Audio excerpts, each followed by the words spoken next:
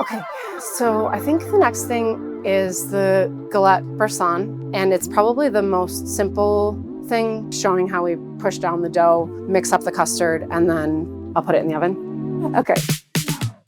Welcome to Dig In Buffalo, brought to you by Milk for Health.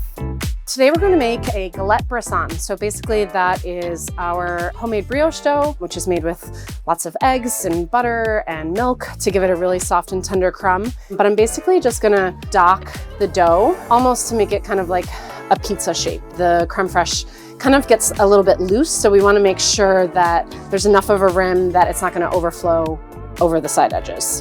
It's one of my all-time favorite things. It's delicious literally any time of day. You can have it for breakfast, you can have it for a midnight snack. It's just so amazing in its simplicity. We're gonna fill it with basically a sweetened creme fraiche. We use a vanilla bean paste, so it gives it that lovely speckled look to it. And we really wanna just try to fit as much of this custard filling in there as possible. And we'll put this straight into a 300-degree oven.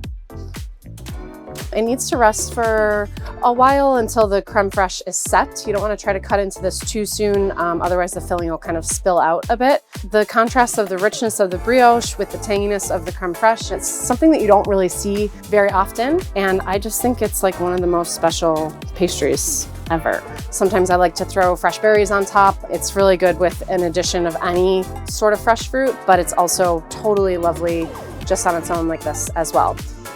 So you can see the soft, tender brioche on the bottom, and then this creme fraiche custard. Really silky, creamy, custardy. That is our Galette Bressane.